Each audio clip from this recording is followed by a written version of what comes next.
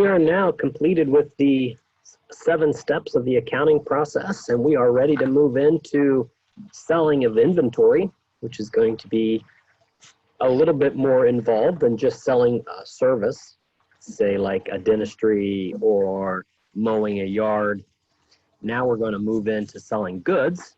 And when we sell goods, first thing here on my notes is we're going to have at least 2 journal entries whenever we sell anything that is product-based. The first journal entry is going to be just like we've always done. We're going to record the sales revenue. So our debit is going to be either cash or accounts receivable, and our credit being sales revenue. And then the second entry, that's going to be the new thing that we're doing. We're going to have a new account. One of the new accounts is called cost of goods sold. And that is it's on our T account sheet, and we'll get into that when we get into the problem. That is an expense account. It's basically expensing out the inventory that we originally purchased. And it's expensing that inventory at the cost that we bought it, not the cost that we're selling it at. So therefore, the difference between what we bought it at and what we sold it for, that difference is our profit. And that's going to be called our gross profit. Because if we don't do this second entry, then it would make it appear in the accounting ledger that everything we earned was pure profit. Now, in a service business, it is. You're basically giving away knowledge or doing manual work that doesn't require any supplies or inventory, and therefore everything you make is pure profit. But when you are actually selling goods, that's not the case, because you bought that inventory. So if you bought it for 20 bucks and you sell it for 30, you didn't make 30 bucks as your profit. You only really made 10. And so that's what we're going to see here. So here's just a real basic explanation of what we're going to be getting into.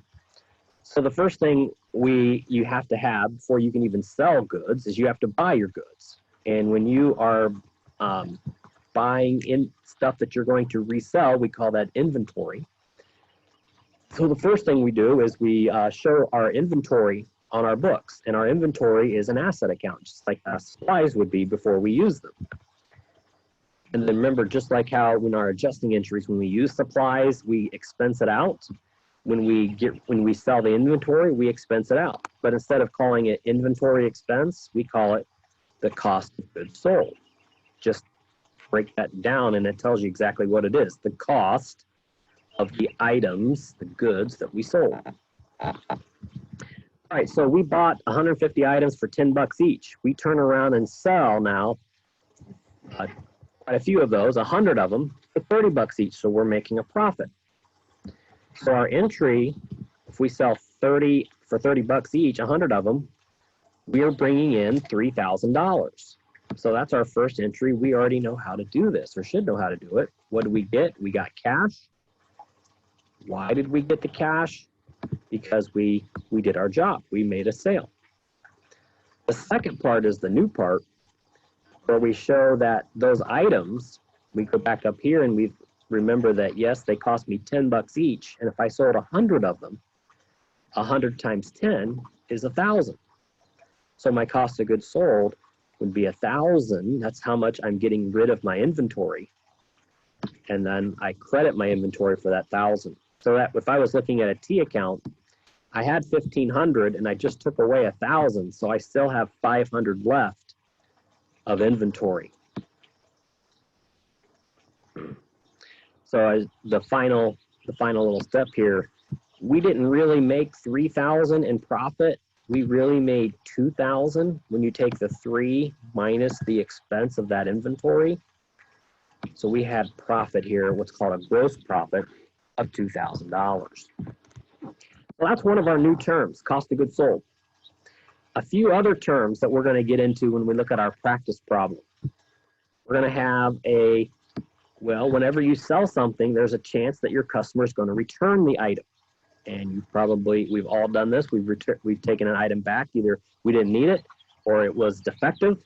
And so we have an account, and we have this in our T accounts as well that you'll see. We have a sales return.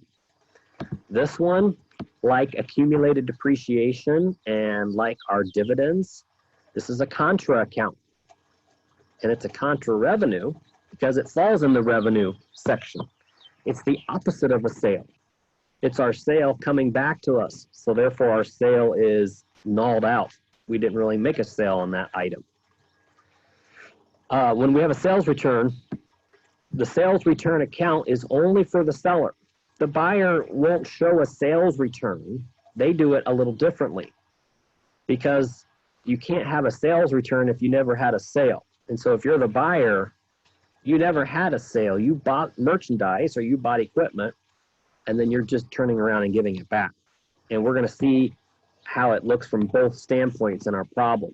But this is one of our new terms that you need to be aware of, our sales return as a contra revenue. Okay, another couple items we're going to have is discounts. We give a discount, or we can receive a discount if we make a payment early. And it just depends on what it's called, on who you are. If you're the buyer, we call it a purchase discount. Now, my note here is there's no separate T account called a purchase discount.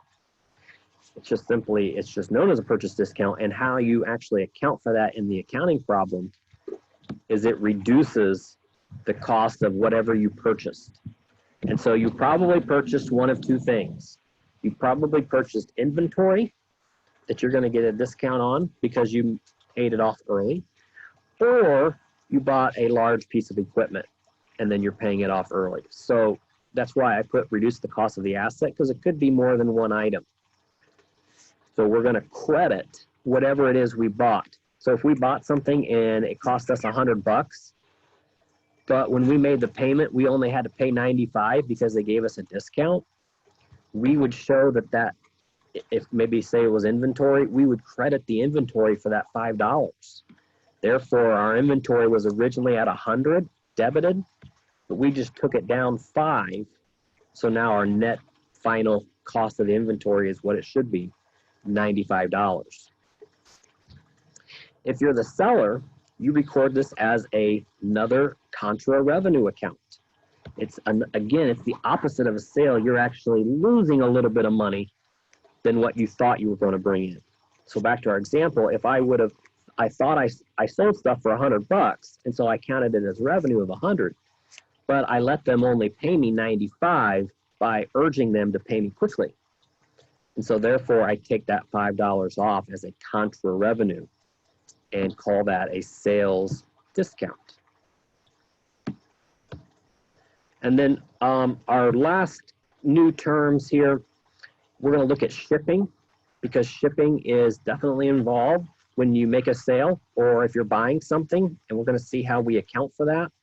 There are two different types of shipping that we will that you can possibly have. It's either the buyer is paying for it or the seller is paying for it. And when it's called FOB shipping point, think of this as free. FOB stands for free on board, but I like to change it up so that it actually stands for free to the buyer. And I think that'll help you maybe remember who's going to get the free, or they actually have to pay the cost. So it actually stands for free on board. But think of it as free to the buyer. It's free to the buyer only until it gets to the shipping point. So it's free only until it gets to UPS or the post office or the UPS. Therefore, it's only free until it gets to there. So the buyer is having to pay for it to be from UPS all the way to their house. So when it's FOB shipping point, that means it's the buyer's responsibility. The seller may have to pay for it up front, but then they're going to charge the customer. They're going to charge the customer that extra price. Now, when they charge that extra price, they don't count that as part of sales revenue, because they're not making extra money. They're just reimbursing themselves. So when we do this, when it's an FOB shipping point, you might think, oh, well, then it's an expense to the buyer. Well, it's definitely not an expense to the shipper, but you'll see in just a second, it's not an expense to the buyer either. When it's the shipper, we don't call it a shipping expense because they may be paying it up front, but they're ultimately not paying it. The buyer is paying it by reimbursement. So what we do is the seller may pay it, and they may credit their cash, but their debit is going to be an account payable to UPS, not a shipping expense. Or if they do, let me take a step back here. This entry is going to be part of the sale entry. I like to do it like that. Sometimes the book will do it a little differently. It'll do it separate. I like to do it as part of the actual entry. So when we debit the account receivable for the client, for our buyer, we're going to not only debit that $100 that we sold it for, but we're going to also debit $10 of the shipping. So we're going to have an AR debit for 110, and then a credit for sales revenue for 100, and then a credit for either cash or AP UPS if I haven't paid them yet, the extra $10. That $10 isn't my revenue. So the key thing here with FOB shipping point, the buyer ultimately pays. Nobody has a shipping expense, as you'll see, because you think, well, what about the buyer? Didn't the buyer call that a shipping expense? And you'll see that no, we're going to get to that in just a few minutes. The buyer actually adds that to the cost of their equipment or inventory or whatever it is they bought. So when they bought the item for $100, they actually paid $110 to get it to the store. So that is what it really cost them. $110 needs to be debited to that item that they purchased, whether it be inventory, equipment, or supplies. When it's FOB destination, that means think of it as free to the buyer all the way until it gets to their place of business. It's free all the way until it gets to the destination. Free to the buyer. Think of it, that's how to think of it. Instead of it saying free on board, think of it as free to the buyer all the way until it gets to their destination. Therefore, the seller is the one paying the shipper, and the seller has to bear that cost, no reimbursement. And this is the only one where we're going to have a shipping expense, is when the seller pays and they don't get reimbursed. Okay, one little thing, just because they're going to throw around these terms now. We need to know the difference between a perpetual and a periodic inventory system and our sales system. When a business uses a perpetual inventory system, they're keeping track of everything they buy and sell the second they buy and sell it. They're always making a journal entry after every single purchase or sale. That's perpetual. You're doing it all the time. So you know exactly how much you have within a little bit of reason to how much inventory or sales you have. Whereas the periodic method, and so this perpetual method, this is very easy to do if you have computer and you have scanners and they're constantly updating, not a problem.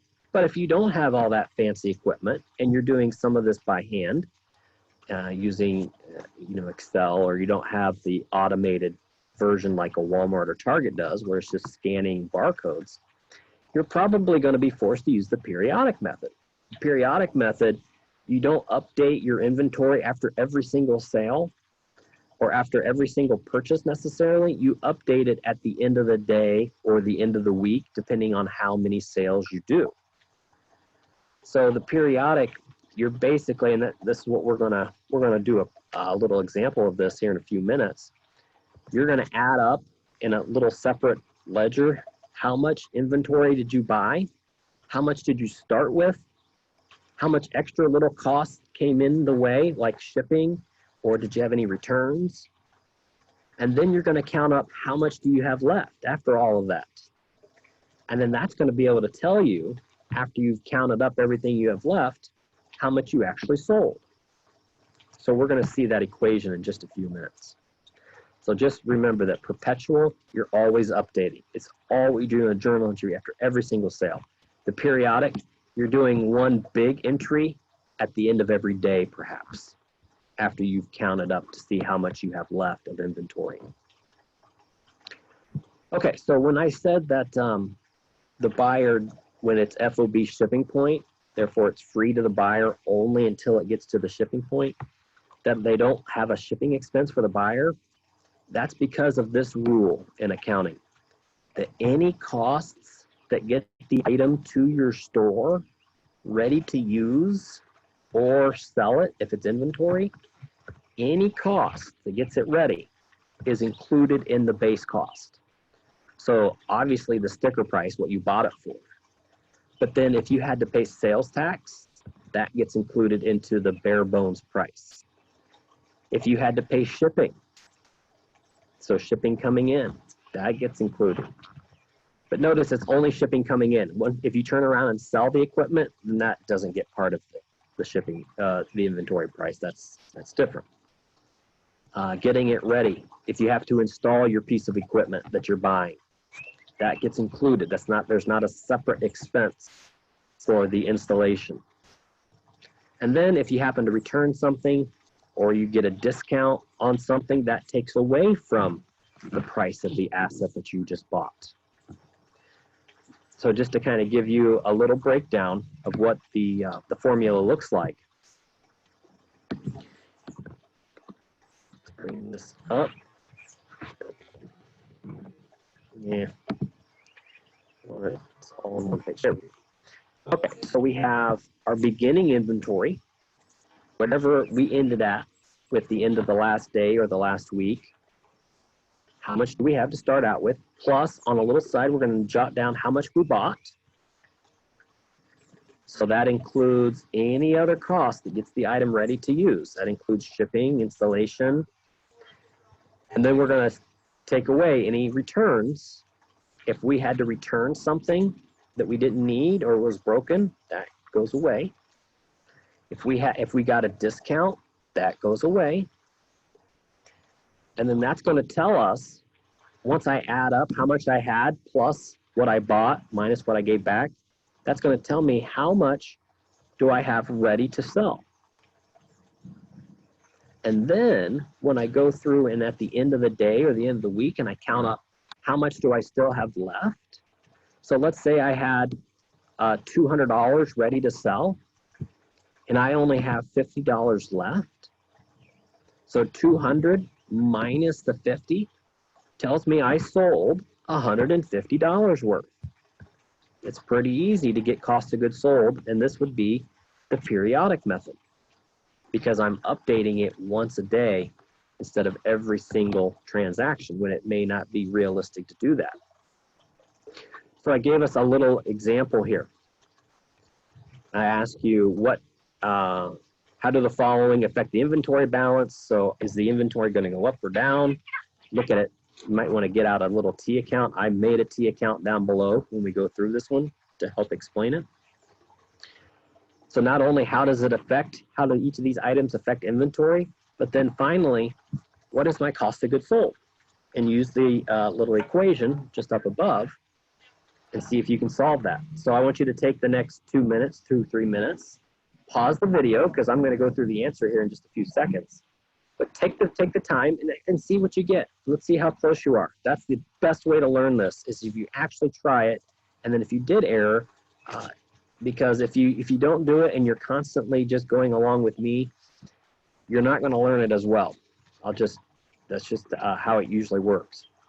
All right, so go ahead and pause at this time and see how you do. All right, so for our answer, what I've done is I made a little T account here on the Word. It's not as nice as on an Excel sheet perhaps, but you can get the picture. So inventory is an asset account, plus minus. It said we started with $2,100 worth of goods on the plus side. Okay, then we got to think, what do we do with purchases? How do purchases affect our inventory? Well, they make our inventory go up. We're adding more stuff to it. That just makes sense. Then we have, says we had to return a little bit of our purchases, $350 worth. How does that affect? Well, that return is going to reduce the cost of my asset. I just went through and listed all my debits first. So the only other debit that I had when I look at these is the cost of that shipping coming in. So the cost of the shipping, that gets included in my inventory cost. Notice I don't call that a shipping expense. I don't call that anything else other than it increased the price of my inventory. That's it. So that's checked off. I had $350 in returns. That's inventory I don't have anymore, so I need to take it away. I had $150 in a discount. This would be a purchase discount that I received. So they gave me $150 off the price. That's basically all I'm doing is taking $150 off of this, the $4,500. So I just take $150 off here. I don't call it a purchase discount.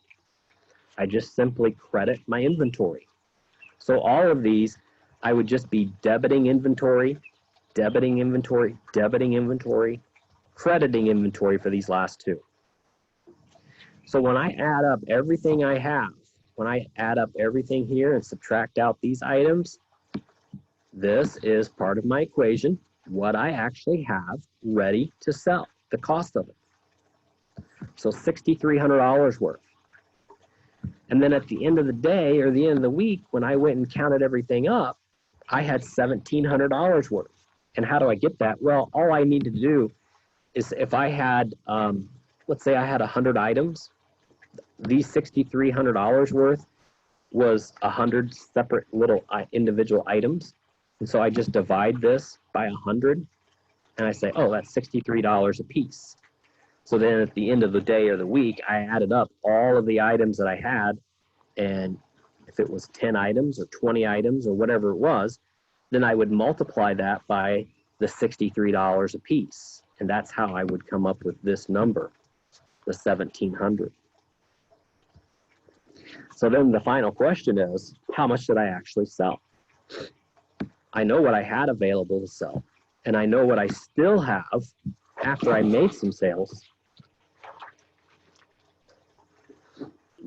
The key then is, how much did I actually sell? So I just do the difference here. 6,300 minus the 1,700 is my cost of goods sold.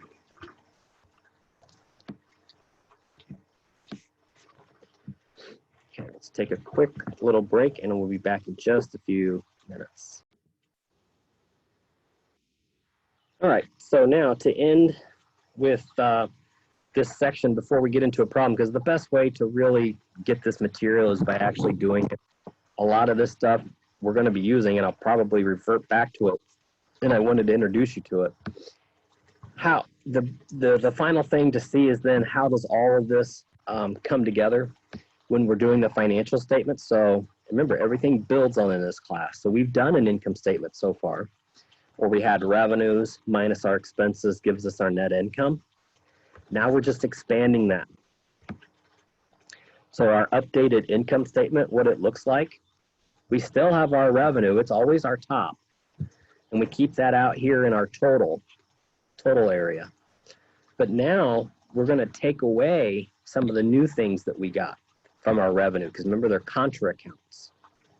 So we take our revenue and subtract out any discounts we gave, and subtract out any returns that our customers brought back to us. So remember, this is our sales returns. We are the seller and our customers brought it back to us.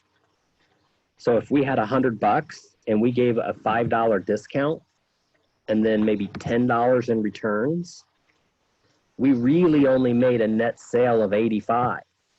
We didn't really make $100 in sales. So that's our next term, is our net sales, what we actually sold, not what we listed originally. This is what we originally listed, and that's good to have, but our prime number here that we really need is our net sales. And then we subtract out how much did that inventory cost us to purchase and to sell, So we take our net sales minus our cost of goods sold, and that gives us what's called our gross profit. What did we actually earn by selling?